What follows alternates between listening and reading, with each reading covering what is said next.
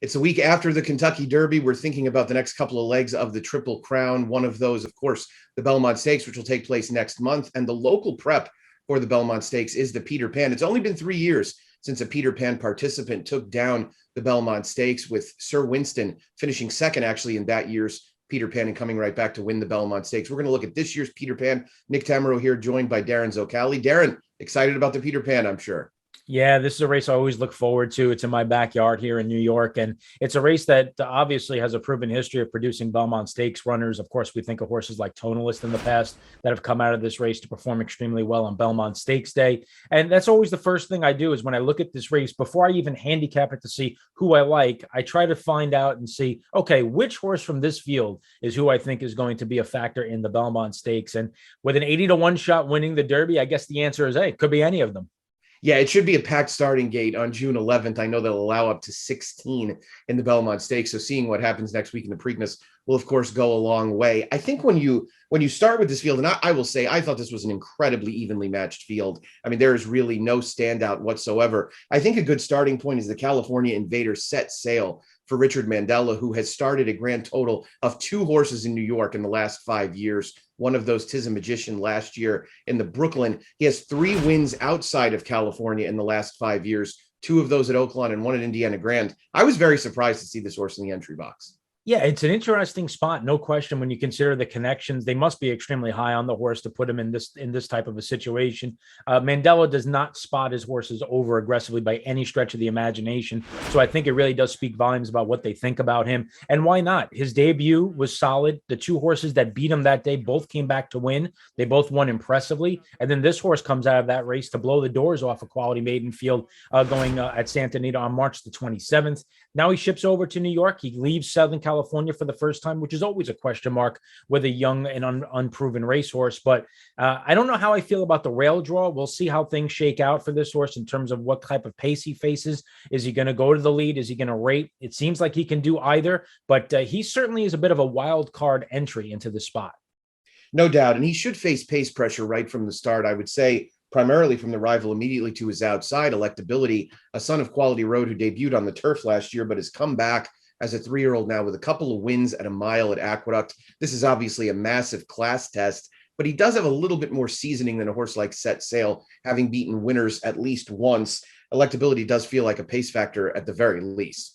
It is. The one thing I question with him is Chad Brown has so many good 3-year-olds. The fact that this horse has kind of been managed a little bit lighter. He hasn't picked a spot like this until getting to the Peter Pan. So I wonder how much the connections really think they're actually going to get out of this horse at the top level. But putting a pin in that and just going back and looking at his races, obviously there is some talent, there is some ability. Will that transform into a major test like this as a local prep to the Belmont? We'll see. I do think he's going to need to have his running shoes on early, though, to run with Set Sail and the other pace pressure he might face. Next 2, we'll take a look at our respective top picks. We'll start with mine, We the People, for trainer Rudolph Brissett.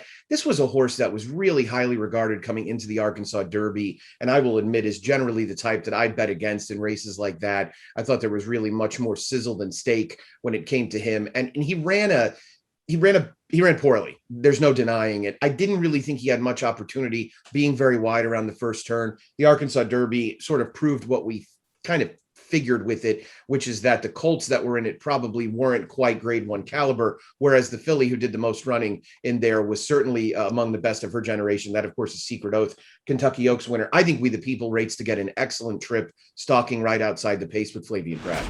Yeah, talented horse. Going into the Arkansas Derby, he was like the Charge It of Arkansas. Charge It, of course, ran well in the Florida Derby. This horse going into the first turn in Arkansas, he was finished. He had no shot from where he was. It was going to be, the odds were stacked against him. He was facing adversity that he had not seen in his first 2 races. If you go back and you watch his win 2 starts back, you're going to be impressed. He passes every single part of the eye test that you can think of. He looks like an extremely talented runner. And if you could forgive that Arkansas Derby, you could certainly like him in a spot like this, where even though I think the Arkansas horses were a cut below, that being said, we know Secret Oath is not a cut below. And Barber Road did what he always does in the Derby. He made a wide move, stayed out of trouble, and passed horses that were tired in the stretch to finish what was probably a not as good as it looks 6th place finish. But that being said, I do think this is a move down in class for him. And for me, he's probably the horse to beat. Seems that way. I imagine when we see the morning line later today, he'll be one of the choices Golden Glider is where you landed. This is a horse who made a splash really early in his career, winning a one other than at Tampa, and was destined for graded stakes company since. He really hasn't run poorly in any of those last three. Yeah, that's kind of where I'm going here. Bluegrass, Tampa Bay Derby, Sam F. Davis. None of those three races were bad by any stretch of the imagination. Now, of course, that Tampa form has not held up in a race like the Kentucky Derby. Classic Causeway never got out of the gate and was never really involved from start to finish. And he didn't run a step. Well, he ran maybe half a mile in the Florida Derby before throwing in the towel. But then in the Bluegrass Stakes, he was the horse that had to keep Emmanuel honest early on. That's a tough assignment because even though Emmanuel finished third that day, I still think that's a really good horse. And my guess is if Emmanuel were in this race, he's probably the favorite.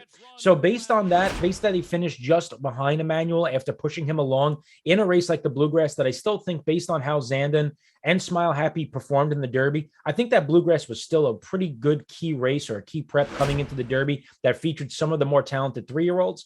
Exiting that race into a spot like this, I think this is the type of situation you want to jump on a horse like Golden Glider. We ended up finding out that the Bluegrass was almost as productive as the Jeff Ruby Stakes, which took place one week before. It's the second best prep race in Kentucky. What could you say? There you go. Now, hey, there's got to be something. One other horse that I wanted to take a look at was Western River, who is the other Rudolph Brissett entrant in here. He is a deep closing type. Seems to have gotten better with the addition of Lasix. This is a horse that really should enjoy the 1-turn mile and an eighth. I've always kind of figured that the 1-turn mile and an eighth lends itself well to an off-the-pace type, especially in a race like this where things could get forced along early. He's going to be like, from my perspective, what I thought of this horse, he's going to be the horse that makes a big late run. And then he's the guy that everyone goes, oh, the closer you want to have in the Belmont is this Western River. Because once they go to a mile and a half, if he could close like that, the 1-turn all that extra ground, yeah, and forget about the fact that the Belmont seldom produces a monstrous close in terms of the win.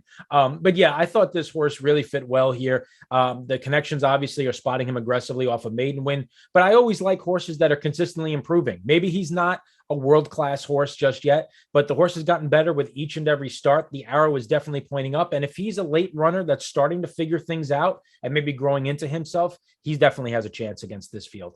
No question about it. And of course, by Tappet, who has sired quite a few Kentucky Derby winners, the 14, 16, and quite a few Belmont Stakes winners, the 14, 16, and 17 winners of that race. Well, that is a look at the Peter Pan, which will take place Saturday afternoon, race 9 at Belmont Park. Make sure you're playing along with us at twinspires.com. You can catch Darren's expert picks for almost all Belmont cards on the app and on twinspires.com. For Darren Zocali, Nick Tamaro here. Until next time, best of luck.